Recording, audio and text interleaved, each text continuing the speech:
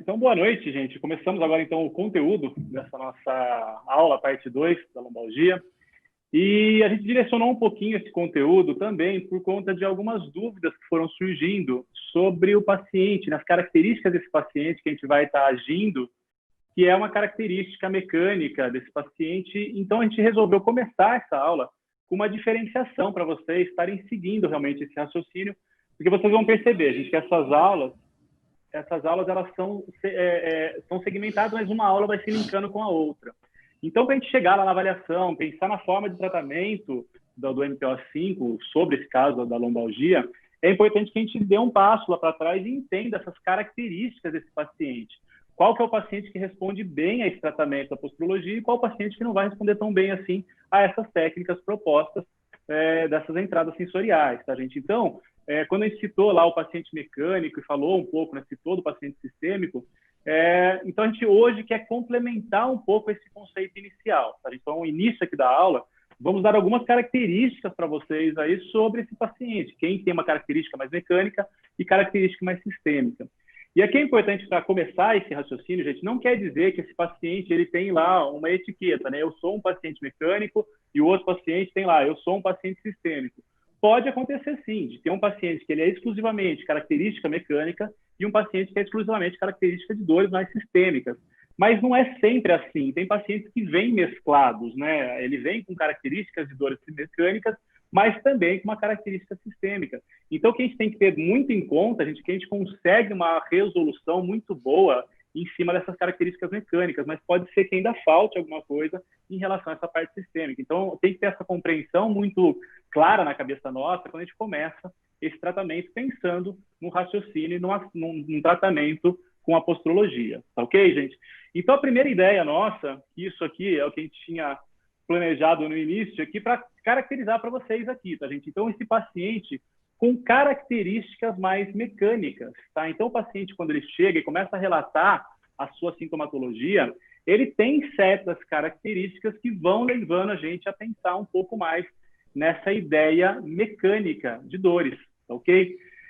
Então, o que a gente tem que pensar aqui com esse paciente, gente? Ele é um paciente que tem dores que, no seu histórico, ele tem alguma característica, ou de um trauma, ok? Então, ou de um trauma, ou alguma coisa, por exemplo, uma cirurgia. Uma cirurgia a gente vai considerar também um trauma. Então, ele tem algum tipo de trauma, ou até mesmo uma cirurgia, que a gente pode pensar em coisas mais mecânicas.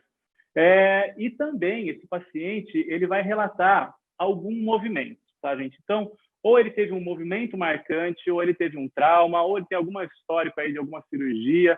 Então, ele relata para a gente já alguma coisa que começa a despertar na gente uma característica dessas dores mais mecânicas, tá ok?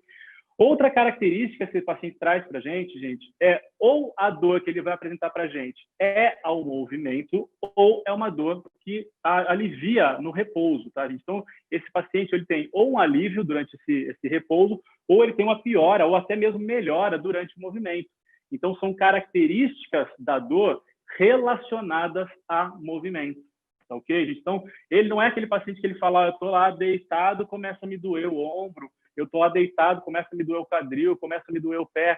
Não é esse tipo de característica que esse paciente traz para a gente, ok? Ele é um paciente que ele fala, não, eu começo a correr, eu tenho dor, ou eu começo a andar, melhora a minha dor, quando eu paro, alivia a minha dor. Isso é uma característica bem mais mecânica que esse paciente traz para a gente. Além disso, gente, uma marca bem importante aqui, mas não é regra, tá, gente? Então, assim, quem já está com a gente sabe muito bem disso, né, que a gente não gosta de regras, porém, existem conceitos que são mais padrões, tá? Então, tudo que a gente está falando aqui não são regras, mas são padrões que a gente vai encontrando no nosso paciente. Por exemplo, dores unilaterais. A característica dessa dor mecânica, na maioria dos casos, ela é uma dor mais unilateral, tá? Então, quando o paciente chega pela dor, né, ele fala, dói aqui, pode ser mecânico? Até pode, mas não é muito a característica desse paciente, desse paciente com dores mecânicas, tá, gente? Então, a mecânica ela tem uma característica de ser mais unilateral, tá? Pode ser bilateral? Até pode, mas não é a característica mais marcante desse paciente, tá ok? Paciente que não tem modificação dessa dor conforme a alimentação, ok? Que é diferente da sistêmica, que a gente vai falar dela, né? Mas a característica da dor mecânica não modifica com horários do dia ou com alimentação. Tá? Então, esse paciente, como a gente falou, né, ele tem uma característica de movimento. Não é o horário, não é amanhã, tarde ou noite que dói nele, não é isso, ok? E não tem uma modificação com esse tipo de alimentação dele, tá ok? Então, uma marca desse paciente geralmente é isso, né? Por exemplo, paciente com dor em posição em pé por muito tempo, isso começa a chamar a atenção da gente por conta de uma coisa mais mecânica, tá? Então, sempre que a gente associar essa dor mais ao movimento, isso é uma característica um pouquinho mais mecânica, tá ok? Lê, comenta um pouquinho aí da sistêmica, deixa eu tomar uma aguinha aqui. Turum. Cheguei. Tô vendo aqui algumas perguntas já. O que se explica essa dor unilateral? Se a gente tem, Guilherme, a gente tem uma abordagem bem das alterações sensoriais mesmo, tá? Nosso objetivo é regular essas alterações sensoriais. Então, quando a gente pensa na posturologia, né, visão do MPO5, a gente vai equilibrar essas entradas, que principalmente o pé, olho, boca, cicatriz, tá? Então, essas são as principais entradas. O sistema vestibular entra também, mas não é a principal entrada aí pensando nessas abordagens sensoriais. E com relação à dor no lateral, porque dificilmente a gente tem um desequilíbrio mecânico dos dois lados ao mesmo tempo, né?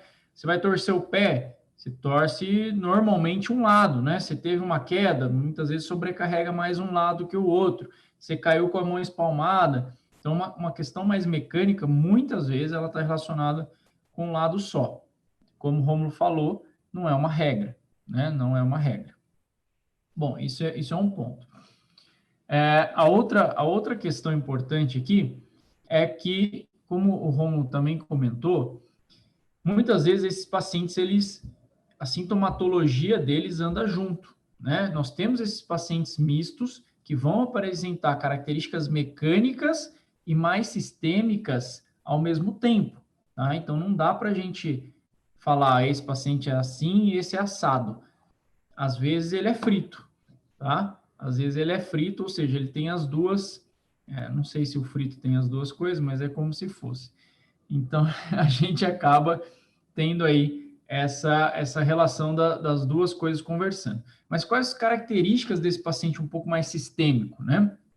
E eu vou misturar um pouco a questão sistêmica metabólica com neurofisiológica para a gente ir dançando aí, conseguir depois dançar entre as entradas. Mas esse paciente, por exemplo, que vem para o seu consultório com uma dor bilateral, a não ser que o histórico traumático dele ou a relação mecânica dele traga algo, por exemplo, como uma hérnia central que pode dar dor bilateral, é mais raro, né? Então, esse paciente bilateral, ele já começa a acender uma luzinha de uma possibilidade de alguma alteração mais metabólica, mais sistêmica que esse paciente está passando naquele momento, né? A gente vê muitas vezes também esse paciente ele tendo uma relação de dores em vários pontos. Então, é muito comum esse paciente apresentar, então, eu tô com uma dorzinha aqui no ombro, aí um outro momento ele fala, mas também dói meu cotovelo, um outro momento ele fala, putz, mas se eu ando muito, dói meu pé, tenho muita cefaleia, sabe? Então, ele traz características de que não é uma sobrecarga tão mecânica, porque está tudo alterado mecanicamente, né? Então, a gente tem que pensar e refletir sobre essas possíveis alterações metabólicas nesse cara aí. Uma dor que muitas vezes ela tem um início que não tem uma relação com o movimento, e às vezes ela começa à noite, ou ela é uma dor mais noturna, né? Também a gente precisa pensar aí num desequilíbrio mais metabólico, ou até mesmo um desequilíbrio do sistema nervoso autônomo, um desequilíbrio parasimpático é importante, né? Uma falta dessa regulação parasimpática. Uma dor nesse perfil, a gente teria aí uma possibilidade dessa relação mais sistêmica, tá? Quando eu falo sistêmico, estou levando para a questão metabólica, neurológica, sistema nervoso autônomo, etc. Então, essas características, elas são muito marcantes nesse tipo de paciente. Uma outra questão muito importante também, a gente ter esses pacientes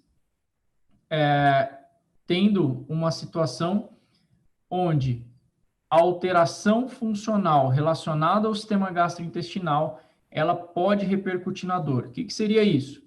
Nós temos aí a possibilidade desse paciente ter aumento de sintomas quando ele fica muito tempo sem comer, quando ele acaba de comer, algumas horas depois que se alimenta, quando não vai muito tempo ao banheiro, né? Quando não vai ao banheiro por muito tempo, na verdade, quando tem uma diarreia, quando tem constipação, quando ele tem um refluxo acentuado e começa a ter uma dor referida. Então, tudo isso são sinais de pacientes que não apresentam ou não apresentam somente uma característica mecânica.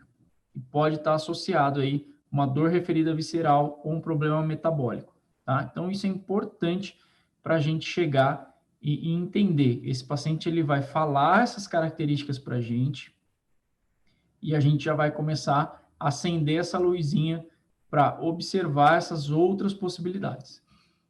Acho que é isso aí, Romulo. Muito bom. E o povo E já aí, bateu aqui, já a meta foi fraca. já sai fraca essa meta aí. Muito bem, tá valendo, gente. Vamos Vamos receber. arredondar para 100, né? 100 é mais bonito. Combinado, meu pai já dizia, combinado não é caro, né? Então foi combinado, é combinado. Então, a gente começou a diferenciar isso, o paciente, que ele tem uma característica mecânica e uma característica metabólica. Para pensar nesse paciente mais posturológico, a gente vai pensar nesse paciente mecânico, tá, gente? Ele tem uma característica de dor mais mecânica. Porém, se a gente pensar, essa dor que essa paciente traz para a gente, então essa lombalgia está lá no nosso consultório, o paciente trazendo isso para a gente, ok? O que a gente tem que pensar aqui, gente? Que essa dor, ela pode ter duas origens aqui. Uma origem mais local, ou seja, uma dor lombar, ela pode ser da própria lombar. A gente não pode esquecer isso, né? Às vezes a gente fica pensando em tantas coisas mirabolantes, a gente esquece que às vezes a dor lombar, ela é uma alteração, alguma coisa da própria lombar, ok, gente?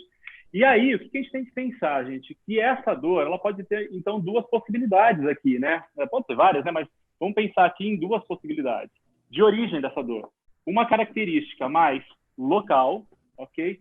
Porém, uma característica de alguma alteração à distância que gera uma sobrecarga nessa região lombar, e aí sim eu tenho uma alteração aqui dessa região lombar, e aí uma sobrecarga, a gente vai pensar aqui em dor, tá ok, gente? Então, o que a gente tem que pensar? Esse paciente, ele tem uma característica de dor mecânica, ok. Será que é um problema mais local ou será que é um problema à distância? É isso que a gente vai trabalhar nessa semana com vocês. A gente aqui nessas aulas, a gente vai falar bastante disso. O que a gente tem que pensar, gente? Que essa característica desse paciente que tem alterações posturológicas que vão gerar essa dor é uma característica de entradas sensoriais posturais. Ok, gente? Então, o que são essas entradas sensoriais posturais? São as nossas vias de conexão com o nosso mundo. Ou seja, pé, olhos, a entrada dentroclusal, cicatrizes, a parte vestibular. Tá ok, gente? Então, a gente tem que pensar nessas partes, tá? E essas alterações dessas entradas é que, por razões de compensações e adaptações, podem chegar na nossa lombar e ter uma sobrecarga na região lombar. Aí esse paciente chega para a gente com uma dor lombar, porém com alterações à distância. E é esse o quebra-cabeça que a gente tem que montar quando o paciente chega lá no nosso consultório. E é isso que acho que a posturologia ela abre muito a nossa cabeça, tá ok? Porque eu tenho que pensar que essas entradas vão sobrecarregar de alguma forma essa região lombar. Por exemplo, a semana nossa é a semana da lombalgia, por isso que a gente está dando exemplo de lombalgia, tá? Mas vão, por algumas razões compensatórias adaptativas, chegar nessa região lombar. E aí eu tenho essa dor nessa região, mas o problema não está lá na lombar. E é aí que a gente consegue um diferencial muito grande, gente. Porque essa alteração pode estar vindo lá do pé, pode estar vindo lá da dentroclusal, pode vir dos olhos, pode vir de uma cicatriz. Então é isso que a gente tem que focar para conseguir um tratamento bem pertinente, aí, com resultados bem bacanas para esse paciente posturológico, tá ok? Então, aqui, gente, pensando um pouco nisso, então, nessas entradas, é isso que a gente vai estar falando durante essa semana aqui com vocês, tá ok? É isso que a gente vai estar falando nessa semana. O que a gente pode pensar aqui, gente? Em algumas entradas, tá? Então, como a gente falou, né? Entrada podal, pode ser adentro-oclusal, posso pensar em captor entrada ocular, pensar em cicatrizes, por exemplo, que vão ser as que mais vão dar alterações nessa região lombar, essa sobrecarga lombar, e, consequentemente, então, uma dor. Tá ok, gente? Então, vamos começar a pensar um pouquinho aqui nessa entrada podal, tá? O que a gente pode pensar, gente, dessa entrada podal? Olha, você quer completar alguma coisa aqui do que eu coloquei? Se quiser, só abre o microfone e manda ver. Beleza? Então, gente, se a gente pensar nessa entrada podal, alguém perguntou aí, né, de palmilhas, né? Isso? Guilherme, quando eu tenho uma alteração nessa entrada podal, a palmilha é uma boa ferramenta, assim, uma grande ferramenta que a gente tem, tá? E a gente trabalha, assim, com as palmilhas, resultados excelentes que a gente tem, mas não é só a palmilha que vai resolver esse pé. Tem outras coisas para estar fazendo também nesse pé, né? Trabalhar realmente esse pé com exercícios, manipulação, mobilização, e a palmilha também, ela entra junto nas ferramentas que a gente tem para trabalhar essa entrada podal, ok? Eulália, eu não acho que tenha dor psicológica, né? Existe uma dor que ela é física, mas ela tem um componente psicossocial aí, né? Pode ser, né? Então, eu não acho uma dor psicológica, né? A dor ela é física, ela existe no paciente, né? Mas ela pode ter um fundo, sim, que potencializa, né? A parte emocional dela potencializa bastante esse quadro de dor da paciente. Muito bom, gente. Então, vamos entrar aqui nessa parte podal, tá, gente? Vamos pensar um pouco nessa parte podal, o que ela pode estar gerando aí nessa nosso paciente. Duas coisas importantes que a gente vai pensar aqui, gente, que podem gerar sobrecargas num paciente, tá? Uma coisa é centro de gravidade, ok? Que a gente chama de plano escapular, tá, gente? Então, um plano escapular mais anteriorizado ou um plano escapular mais posteriorizado. Essas duas situações, gente, elas podem levar a uma sobrecarga muito grande, tá? Não quer dizer que todo mundo que tem a plano escapular anterior tenha dor ou plano escapular posterior tenha dor, mas existe uma sobrecarga muito importante quando a gente pensa nessas alterações de plano escapular, tá? E o que é o plano escapular, gente? Se eu pensar, é o plano entre a minha escápula, opa, ficou muito pouco aqui, né? Entre a minha escápula e a minha pelve, tá, gente? Então, entre a região da cintura escapular e a região de cintura pélvica. Eu devo ter um alinhamento aí entre essas duas cinturas, tá, gente? Quando eu tenho essas escápulas mais para frente do que o plano da cintura pélvica, eu tenho um plano escapular anterior. E se eu tenho uma posteriorização disso, eu vou ter um plano escapular posterior. Ok, gente? Então, uma das primeiras coisas que a gente começa a ver que pode sobrecarregar essa região do nosso paciente, que é o nosso foco essa semana, tá, gente? São as alterações de plano escapular. E isso, os pés, gente, podem levar muito a esse tipo de alteração. Ok? Porque se eu pensar, gente, existem cadeias ascendentes vindas do pé, tá ok? O que eu vou pensar lá, gente? Por exemplo, se eu tenho calcâneos valgos, eu vou gerando rotações desse membro inferior, ok? Com um valgo lá, rotação interna dessa perna, um valgo no joelho, uma rotação interna nessa coxa, e com isso eu tenho uma anteriorização dessa minha pelve. Quando eu anteriorizo a minha pelve, qual que é a tendência, então, desse sacro? Ir junto com essa anteriorização. E aí eu tenho, na sequência, se essa base do sacro vai lá para frente, eu tenho uma tendência a aumentar essas curvaturas. E quando eu aumento essas curvaturas, a tendência é que eu tenha um plano escapular posterior. Aumento de curvaturas nessa lombar que pode ser um fator de sobrecarga. Ok? Um fator de sobrecarga. Assim como, gente, se eu pensar exatamente o oposto disso, calcâneos varos, eu vou pensar em rotações externas desse membro, com varo lá no joelho, rotação externa nessa coxa. A tendência nessa pelve é que ela se posteriorize, ok? Então, uma báscula mais posterior dessa pelve. E a partir do momento que eu tenho essa báscula posterior, qual que é a tendência? Que eu retifique essa minha curvatura. E a tendência do paciente retificado é que ele tenha um plano escapular anterior. Uma coluna que diminui as suas curvaturas, ou seja, uma coluna fragilizada. Tá ok, gente? E essa coluna fragilizada, ela está propensa a sofrer sobrecargas. Então, pelo pé, mecanicamente, gente, eu consigo chegar em 2 sobrecargas nessa região lombar, que pode ser razão de uma dor nessa região lombar. Okay? Então, uma coisa que a gente tem que pensar aqui são o quanto esses pés estão causando um desequilíbrio nesse meu paciente que está sobrecarregando essa região lombar. Ok? Muito bom, Leandro. Sua vez. Deixa eu tomar um pouquinho de água aqui. Estou pensando o que eu ia falar aqui. Tá me ouvindo? Deixa eu ver aqui se a gente consegue fazer o que eu estou pensando.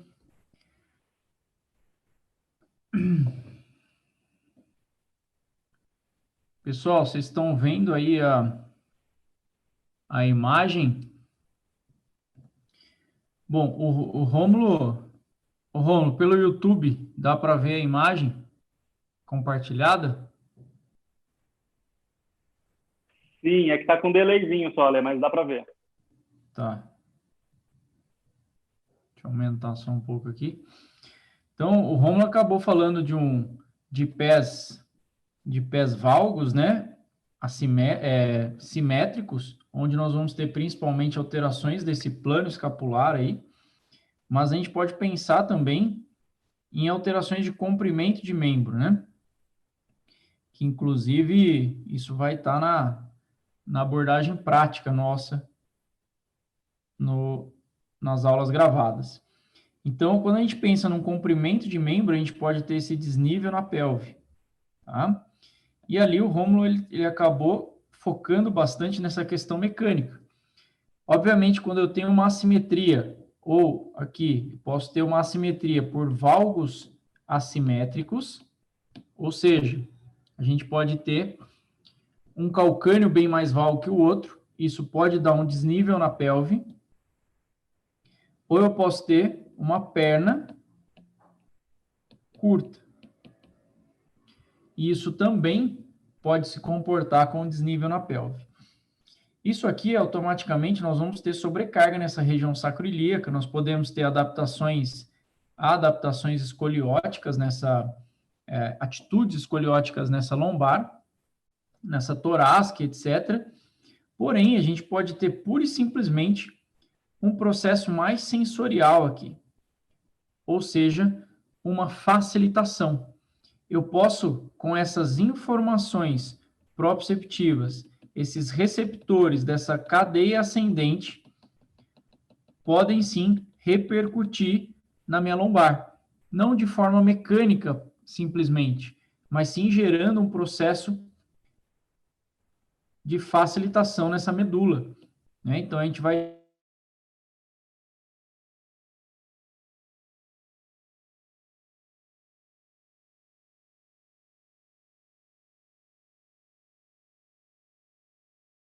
ela gostaria ou com que ela está acostumada naquele momento, por conta de um trauma, de uma possibilidade de alteração ascendente, e essa medula acaba gerando um processo de facilitação, ou seja, pura e simplesmente ela resolve ficar mais sensível a qualquer estímulo. Então, qualquer estímulo, e um deles pode ser o estímulo de dor, que a gente pode ter aqui, ele pode ficar fragilizado. Então, nem sempre a gente vai ter uma sobrecarga nessa região lombar por uma alteração postural mecânica. Às vezes, as informações de receptores desse pé podem sobrecarregar de forma neurológica essa medula e, a partir daqui, eu tenho um processo de facilitação, um processo de deixar esse segmento mais sensibilizado, mais fragilizado e respondendo com pouco estímulo, respondendo de forma bastante agressiva a qualquer estímulo, tá? Seja ele de dor, seja ele de uma resposta postural ou qualquer que seja. Então, além dessa questão mecânica, a gente tem que ficar atento para essa possibilidade dessa sobrecarga gerar esse processo de facilitação. Pode mandar bala aí, Romildo.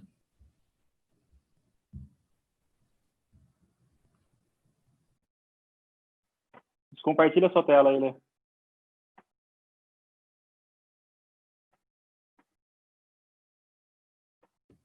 Se você voltar, ela fica, né? Tem que descompartilhar ela. Tá. Aí. Muito bom, gente. Então, visões aí dessa entrada podal, o quanto ela pode dar de sobrecarga nessa região lombar e está aí gerando uma possível dor nessa região lombar. O que a gente pode pensar também, gente, por exemplo, uma entrada ocular.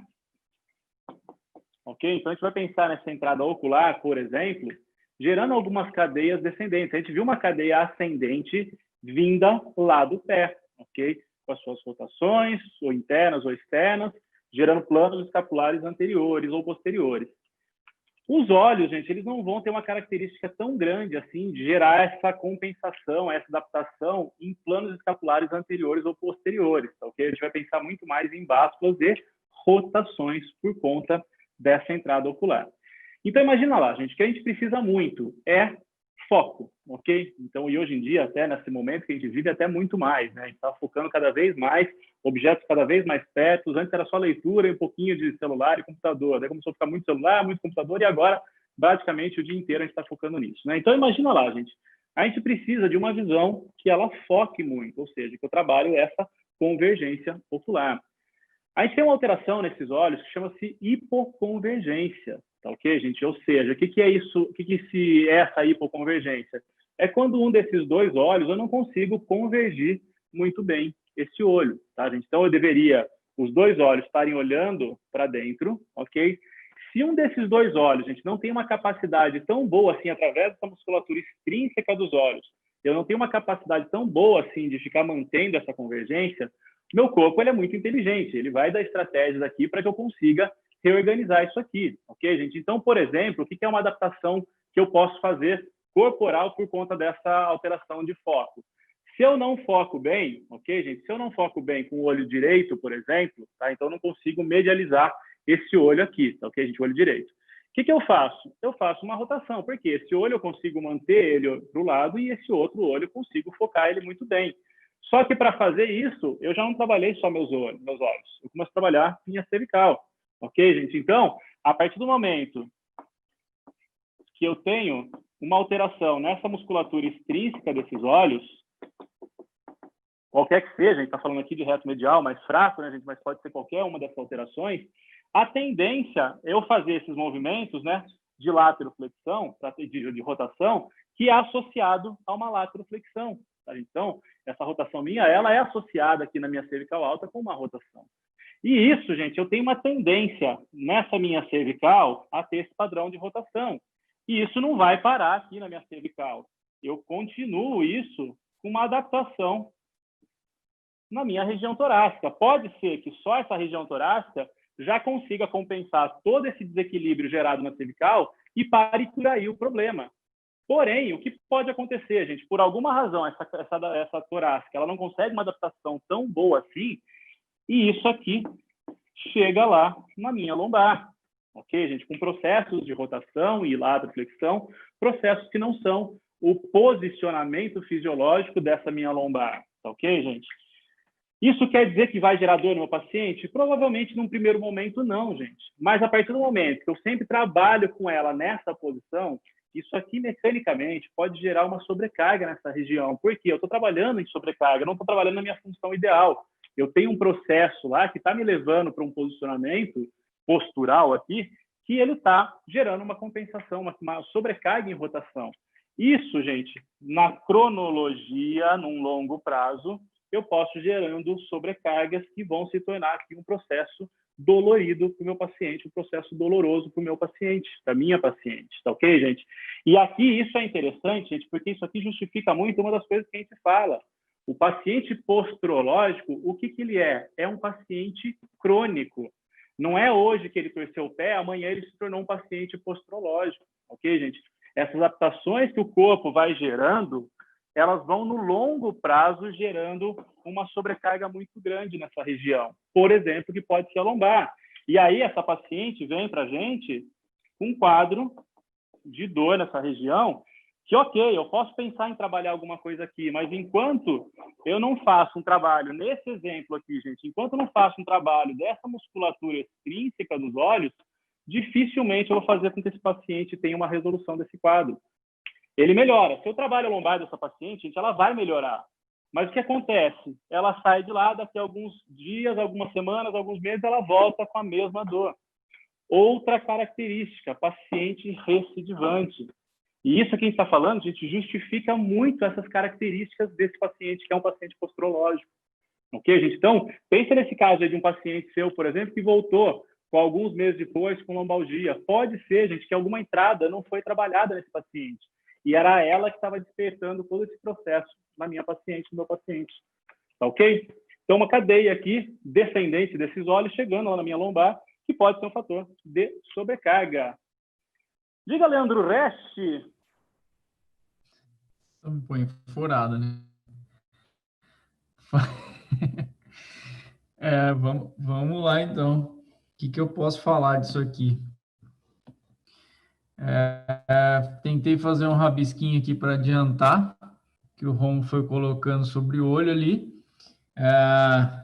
Vamos ver. Isso aí, foi.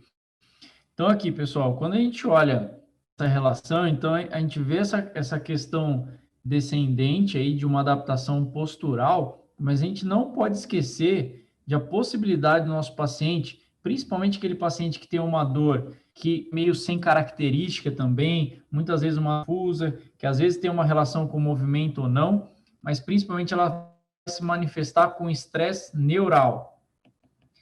Tá, Leandro, beleza. Então, quer dizer que vocês estão falando de olho, você quer vir entrar com questão neural. Um pouquinho, tá? O olho, ele vai se correlacionar com essa tensão neural. Quando a gente pensa aqui, numa vista lateral, né? Anterior aqui, posterior aqui. Então, se vocês não estão entendendo, isso aqui seria a coluna do meu paciente. Então, aqui a gente estaria simbolizando uma medula, tá? A gente sabe que a medula aqui vai mais ou menos até a região de L2, mas nós temos a dura mater se esticando, certo? Nós vamos ter aqui, eu vou fazer em verdinho, nós vamos ter a dura mater se esticando aqui na região do sacro e depois, obviamente, o filamento terminal chegando até lá o cóccix. Mas essa dura mater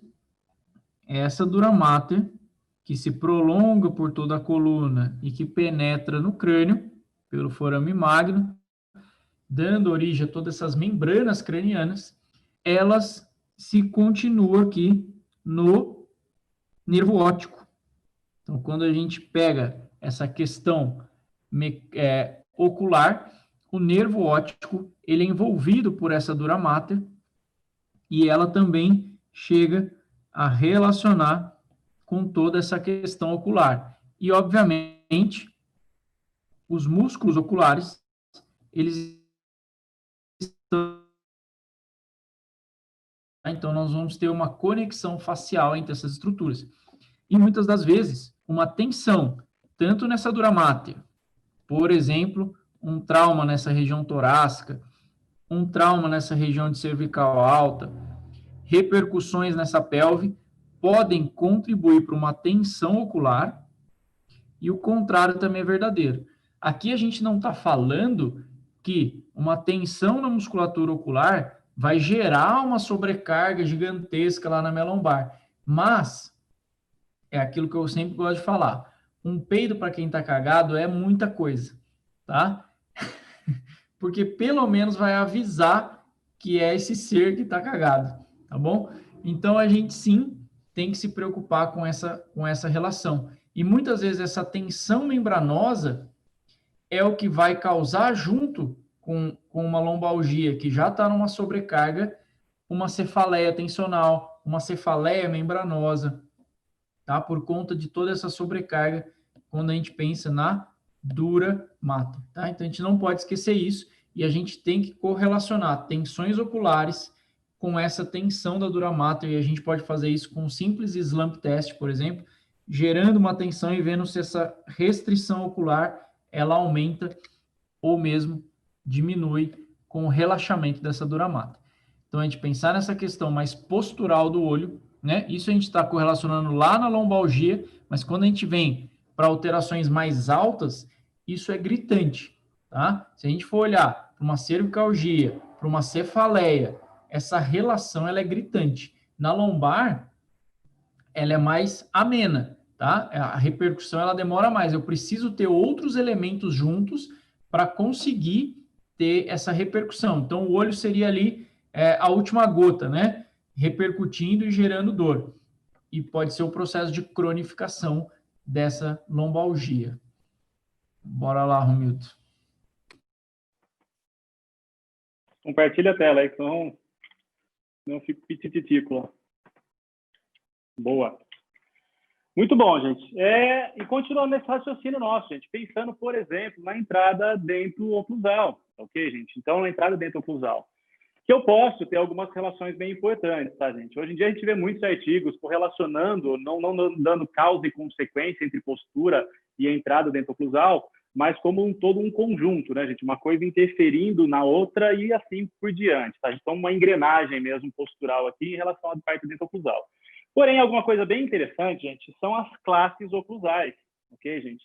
Porque eu tenho algumas classes oclusais, aqui uma mordida normal, mas eu tenho o prognata mandibular e o retrognata mandibular, ou seja, essa mandíbula mais à frente ou essa mandíbula mais atrás, tá ok, gente?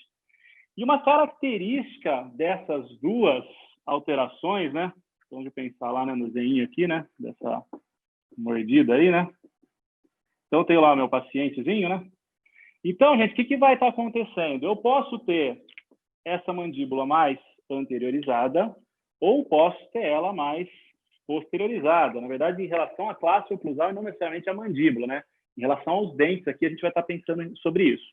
O que pode estar acontecendo, gente? Uma característica de adaptação postural em relação a essa classe que esse paciente tem essa mordida mais anteriorizada, dessa mandíbula mais anteriorizada, uma das características disso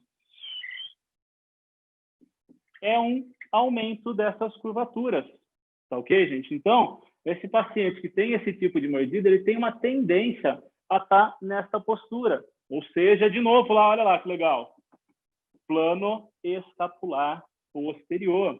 E já vimos, gente, que esse aumento de curvaturas pode ser um fator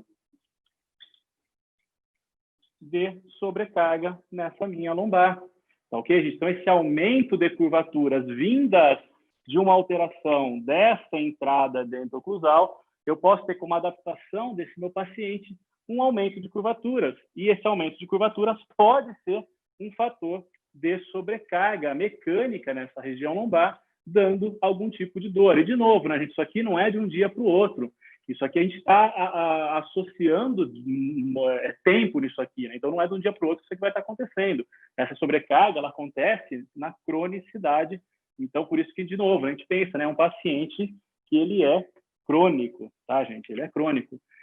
Assim como essa mandíbula anteriorizada pode gerar esse plano, deixa eu colocar até aqui com essa setinha preta para ficar mais didático aqui, né, gente? Então, a característica dessa classe 3, que é essa mandíbula mais anteriorizada, é ter esse aumento de curvaturas e ter essa escápula posterior e uma sobrecarga por aumento de curvaturas nessa região lombar, tá ok, gente? Porém, essa mandíbula retrognata, eu posso ter um padrão de mais retificação nessa minha coluna, ou seja, plano escapular anterior. E assim como a gente falou lá, gente, dessa entrada podal gerando uma cadeia ascendente com o plano escapular anterior, eu vou pensar nessa cadeia descendente com o plano escapular anterior também. Ou seja, uma coluna com redução de curvaturas, ok, gente? Então, uma coluna com menos, entre aspas, aqui, né, gente, curvaturas, deixando uma coluna mais fragilizada, ou seja, uma coluna propensa a que essa sobrecarga gere algum tipo de dor nesse paciente ao longo prazo, ok, gente? Então, essa entrada oclusal, ela pode ser um dos fatores de dor nessa região lombar.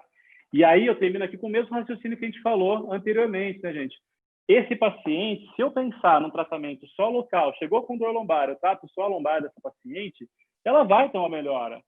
Porém, gente, é um paciente recidivante. Ele melhora, volta, melhora, volta, melhora, volta. Por quê? O que estava sobrecarregando essa região lombar é essa entrada dentro-oclusal. Okay? Então, enquanto a gente não entende que esse paciente está lá com alteração da entrada dentro-oclusal e não trabalha essa entrada, provavelmente seja que o paciente recidivante que vai voltar, voltar, voltar, e a gente não vai ter tanto resultados aí, resultado eficaz, né?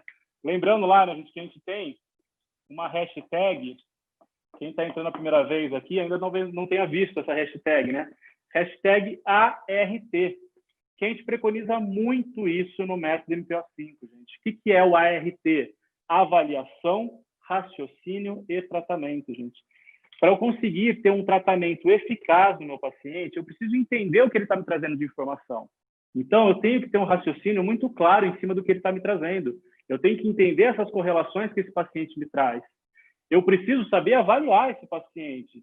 Não adianta eu ter só entendi o que ele traz para mim, mas eu não sei como avaliar isso.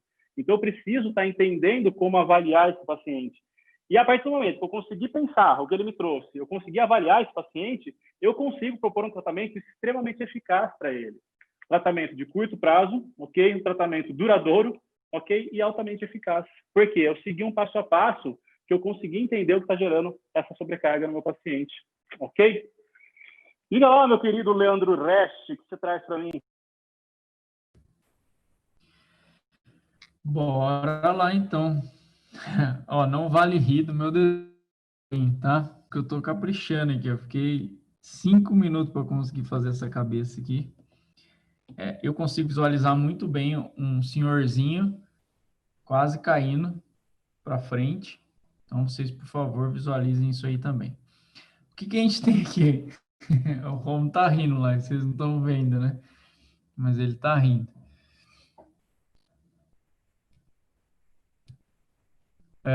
Bom, algumas perguntas eu fui respondendo pelo chat, mas tem uma aqui nova do Gustavo. Há uma maneira de anular essas entradas sensoriais ou minimizar esses impulsos, né?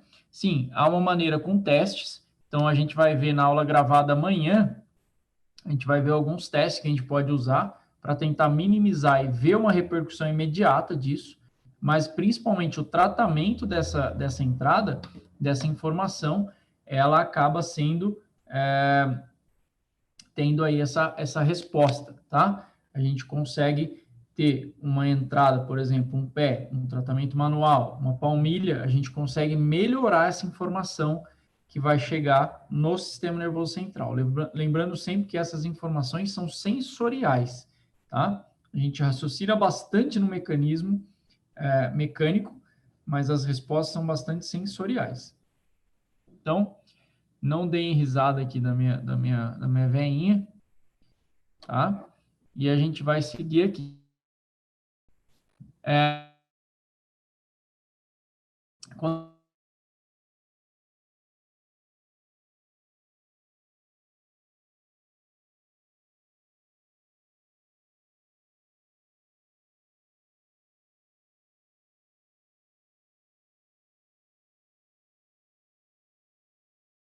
Cabeça ação da cervical baixa, tá? E uma posteriorização desse crânio, ou seja, uma tensão aumentada nessa base de crânio, tá? É muito comum essa musculatura suboccipital aqui estar em sobrecarga, ou seja, ficar tensa, ficar as faces se adensarem, porque tá travando muito aí. Vou voltar aqui então, ó. Não sei o que vocês perderam, qualquer coisa vocês tá cortando. Cortou na hora que você começou a explicar, né? Daí voltou na hora que você falou do pescoço para frente. Então, volta a explicação desse começo que cortou. Tá, então vamos voltar aqui. Eu tô vendo que minha internet tá dando umas picadas mesmo. Vamos lá, ó. Quando a gente tem um problema oclusal, igual o Romo falou, a gente pode ter esse aumento de curvaturas, diminuição, posições de cabeça alterada. É muito comum que qualquer alteração oclusal gere uma repercussão de posicionamento de cabeça, tá? Principalmente essa cabeça anteriorizada, tá? Igual tá a minha veinha aqui, que vocês estão vendo, tá? Aqui meu veinho ascendente. Mostrando a língua aqui, ó, para vocês. Tá bom? Então, o que nós temos aqui? Quando eu tenho, principalmente, uma classe anterior, uma classe 2, ou uma mordida profunda, é muito comum essa anteriorização da cabeça com retificação da cervical e rotação posterior desse crânio, tá? Com isso, a gente vai ter uma tensão muito grande dessa cervical alta e dessa musculatura subocipital, tá? Essa musculatura subocipital. Deu aí, pessoal? Pegaram a explicação ou travou de novo? Eu repeti tudo de novo, tá? Quando a gente fala dessa musculatura subocipital, a gente vai ver uma relação que existe entre, novamente aqui, ó, dura mater e esses músculos subocipitais. Então, eu tenho aqui, ó, uma relação com a dura e os músculos subocipitais, tá? É uma relação chamada de miodural, tá? Existe uma face, um ligamento, ligamentos que vão gerar conexão entre as estruturas. Então, por essa explicação, a gente chegaria potencializando uma sobrecarga dural também, mas existe uma outra relação importante com esse segmento, que é uma relação de desequilíbrio do sistema nervoso autônomo, tá? Então, tem estudos que saíram esse ano, estudos de 2020, mostrando que pessoas que têm a cabeça muito anteriorizada, e um dos fatores dessa cabeça anteriorizada é justamente essa alteração oclusal, e a gente precisa diagnosticar isso e fazer testes para ver se existe essa correlação, é que eu posso ter um desequilíbrio. Essas pessoas, elas tinham uma maior chance de desequilíbrio do sistema nervoso autônomo, tá? Por conta dessa tensão. Então, quando eu tenho um desequilíbrio no meu sistema nervoso autônomo, por exemplo, uma diminuição da repercussão do meu parasimpático, eu diminuo a condição de reparo tecidual. Então, independente do tipo de dor, por que aquela dor lombar não está funcionando bem, por que aquela lombar está em sobrecarga, por que aquela lombar está doendo, se eu não tenho uma ação boa dessa região, para assim, desse equilíbrio autonômico, eu não tenho condição de reparo tecidual. E aí, pura e simplesmente, uma tensão nessa região lá em cima piora, sobrecarrega ainda mais, ou não deixa o meu corpo entrar em homeostase por conta disso, tá? Então, beleza. Então, é isso, pessoal. Então, a gente tem que ficar atento, porque não necessariamente a repercussão à distância, ela vem de uma outra sobrecarga mecânica. Ela pode vir por um desequilíbrio mais sistêmico. Então, aqui a gente deu aquele exemplo no começo da aula de uma alteração mais sistêmica, mas talvez uma paciente dessa, ela pode apresentar uma dor mais noturna, tá? Que também tem uma conotação mecânica, mas que piora com uma chegada, né? Ou uma necessidade desse parasimpático de reparar os tecidos e ele não agindo ali de forma correta. E às vezes a gente precisa normalizar essa base de crânio, principalmente por conta do nervo vago. Bora lá, Romo. Muito bom. Compartilha aí para mim, por favor. Muito bom, gente. Então, continuando nesse raciocínio nosso dessas entradas, a gente finalizando aqui com a cicatriz, por exemplo, algo muito importante no nosso tratamento, que por um tempo a gente levava isso só como um obstáculo, mas na verdade, gente, a cicatriz ela tem um papel importantíssimo como entrada sensorial. Até por conta dela também, né, que a gente mudou esse nome que era muito comum de captor, né, a gente começou a usar o nome de entrada sensorial também por conta disso, né, porque são entradas muito importantes que a gente tem, e a cicatriz aqui, a pele, vai entrar muito como isso, né, gente? Então, pensando, gente, nessa cicatriz, ok, gente, eu vou pensar numa cicatriz que ela não é simplesmente superficial, ok? Uma cicatriz de um processo cirúrgico, ela é uma cicatriz que ela vai adentrando várias camadas e vai chegar lá numa face mais profunda, tá? Então, quando a gente fala de cicatrizes aqui na ideia posturológica, é algo realmente bastante profundo e importante para a gente, tá ok? Então, o que a gente vai pensar aqui, gente? Que esse trauma, essa cicatriz, ela não é algo superficial, ok, gente? E aqui, principalmente, no caso que a gente está falando aqui de lombalgia, a gente vai falar de cicatrizes abdominais, que vão ser o que mais vai dar repercussão aqui. Pode ser que uma cicatriz à distância, através de uma cadeia, vai dando uma alteração, vai chegar lá sim, ok. Porém, gente, se eu estou pensando aqui em algo mais local, uma cicatriz na região dessa lombar, eu tenho fáscias, gente, que conectam todas as estruturas aqui, uma fáscia tridimensional, ok? Então, eu não posso pensar num segmentozinho só que cortei lá, pronto, aquilo lá cicatriciou e não tem mais repercussão em nada. Muito pelo contrário, né, gente? Essa face, esse cilindro aí tridimensional, ela tem conexão desde a parte anterior com a parte posterior. Então, se eu penso num procedimento cirúrgico, qualquer que seja aqui, né, gente? Mas, por exemplo, a cicatriz mais baixa, abdominal, apendicectomia, cesárea, apendicectomia, eu vou pensar numa cicatriz baixa que vai ter uma conexão com essas faces profundas muito importante. Ok, gente? E a partir do momento que eu penso nessas faces profundas, eu não tenho uma conexão somente visceral aqui. Eu vou ter uma repercussão muito importante posterior também, com a parte muscular, dessa musculatura profunda das vértebras, com a parte vertebral também. Ou seja, a partir do momento que eu tenho um tecido cicatricial nesse tecido, nessa fáscia, eu vou ter uma repercussão muito importante mecânica aqui de sobrecarga nessa minha região lombar, por exemplo. Tá ok, gente? Então, não é pensar numa cicatriz simplesmente pela cicatriz, né? Eu tenho uma conexão muito grande dessas faces com, por exemplo, o sacro. A partir do momento que eu chego nesse sacro, a sobrecarga lombar ela é muito grande. Porque esse tecido conjuntivo ele tem que ter a sua mobilidade. E a partir do momento que essa face ela começa a ter uma redução dessa mobilidade fisiológica dela por conta do tecido cicatricial que está lá na frente, eu vou ter uma repercussão mecânica muito importante nessa base de toda a coluna. Ok, gente? Uma sobrecarga lombar muito grande. Então, mecanicamente, é muito comum vocês encontrarem aí pacientes que, por exemplo, fizeram cesárea e depois tiveram lombalgia.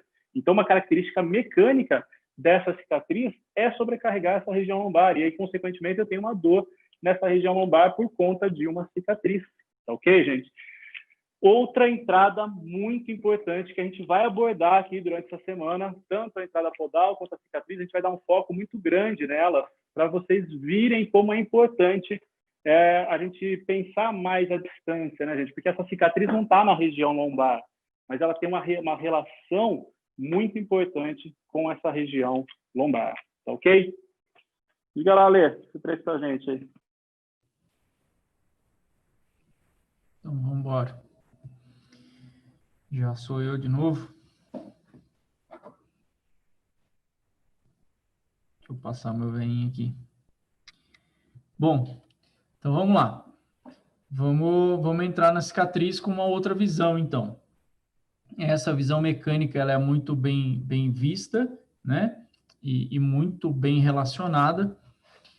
Mas toda vez que a gente pensa numa cicatriz, a gente tem que pensar em profundidade, né? Como o Rômulo falou. Então, nós temos a aderência, a tensão, a repercussão dessa cicatriz numa pele, tá? E nós temos uma aula no YouTube onde a gente ficou falando só de pele, por exemplo, mas acho que ela nem tá mais no YouTube. Mas tudo bem, depois qualquer coisa a gente solta lá para vocês de novo. Mas isso aqui, a gente vê uma relação com amígdala e vê com giro do cíngulo. Não vou aprofundar nisso aqui, porque dá muito pano para manga.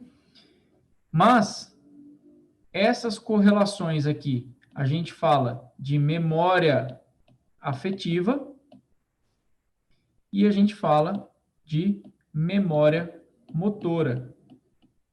Tá? Então, uma alteração nesse sistema, ele pode... Ixi, tirei uma foto aqui com... Ixi, Maria, beleza, voltou.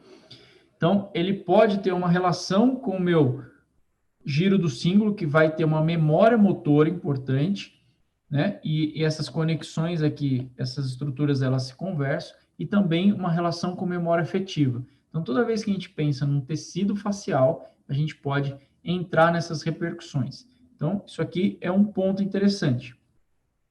Quando a gente vai olhar para a cicatriz também, a gente tem que entender a relação dela, né, com a profundidade. Então, aqui eu estou falando de fáscias mais profundas. Então, aqui eu vou ter essa tensão mecânica que o Rômulo falou, chegando até o tecido visceral. Então, aqui a gente pode sim ter uma repercussão no tecido visceral. E a gente tem uma relação importante com as fibras de dor crônica, ou seja, tipo C. Então, as fibras de dor tipo C, elas estão muito presentes nas fáscias profundas, tá? E isso pode repercutir novamente lá na nossa medula e chegar até o nosso cérebro, tá? Essa repercussão, ela pode acontecer sempre que a gente pensar nesse tipo de situação. Então, essa cicatriz chegando nessa repercussão neurológica, nessa repercussão do sistema límbico, tá? E também, dependendo da região, repercutindo diretamente na víscera, dependendo da profundidade. E como a gente falou bastante de questões sistêmicas, vou só me estender um pouquinho aqui, a gente não está tão atrasado. Como a gente falou dessa questão sistêmica, se eu tenho uma cicatriz, por exemplo, na região de intestinos. Ops. Se eu tenho uma na região de intestino, eu posso aqui gerar uma aderência, uma repercussão importante e contribuir, tá? Contribuir para um aumento da permeabilidade intestinal. Aqui a gente pode viajar por várias vias. Permeabilidade intestinal. Ou seja, é como se eu tivesse um intestino, que era um conjunto de células, tudo apertadinha, conectada, e veio um ato cirúrgico, uma aderência, eu diminuí essa função desse intestino, prejudiquei essa função, o movimento desse intestino, isso aqui começou a ficar aberto. Tá? Eu rompi essas células que mantêm essa estrutura. E aqui eu permito a passagem de proteínas inflamatórias. Permito a passagem de proteínas inflamatórias na corrente sanguínea. Isso aqui me gera uma inflamação de baixo grau. Ou seja, esse meu paciente entra num padrão inflamatório mais sistêmico e apresenta alterações destinadas aí à parte de doenças reumáticas, fibromialgia, dores crônicas no geral, dores de cabeça e possibilidades também de lombalgia. Não só pela dor referida dessa víscera, que pode aparecer lá, mas também por essa manutenção dessa inflamação, tá? E isso pode ter como causa uma aderência cicatricial, tá? E a gente fazer esse trabalho manual é fundamental. Lógico que isso pode ter como causa estresse, aumento de cortisol, alimentação ruim, são várias coisas que podem desencadear esse processo, mas a gente não pode esquecer da relação mecânica de uma cirurgia ali e dessa repercussão importante. Belezinha?